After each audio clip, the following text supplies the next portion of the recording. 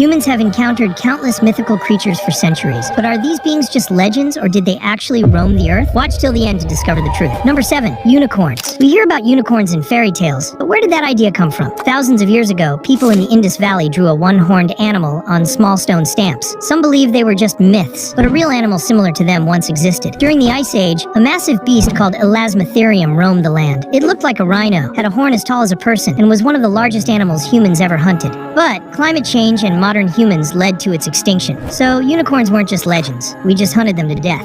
Number 6. Dwarves. Dwarves have been in myths for over 1,000 years. But what if they actually walked among us? About 50,000 years ago, a small human species called Homo floresiensis lived on an island in Indonesia. They were much shorter than us. So tiny, people called them hobbits. Life was tough. They had to survive next to giant predators like Komodo dragons. But they weren't born small by accident. When bigger humans arrived 100,000 years ago, the island's isolation caused them to shrink over time. A survival trick called insular dwarfism. So dwarves weren't just characters from stories. We just never met them. Number 5. Yeti and Bigfoot. You've probably heard about a big hairy creature walking on 2 legs called the Yeti in the Himalayas and Bigfoot in North America. In 1951, climbers near Mount Everest found massive footprints in the snow. People thought they belonged to the Yeti, but in 2017, DNA tests showed the prints came from rare Himalayan bears. So was the Yeti just a bear or something else? In 1967, a video claimed to capture Bigfoot in the wild. Many called it fake, but in 2022, when experts re-examined the video in 4K, they noticed the suit didn't match anything made by humans. And here's where things get wild. 3.7 million years ago, a small creature called Australopithecus walked upright in Africa. They were only 4 feet tall and had small brains, but they walked like us, and may have even eaten meat. Number 4. Loch Ness Monster.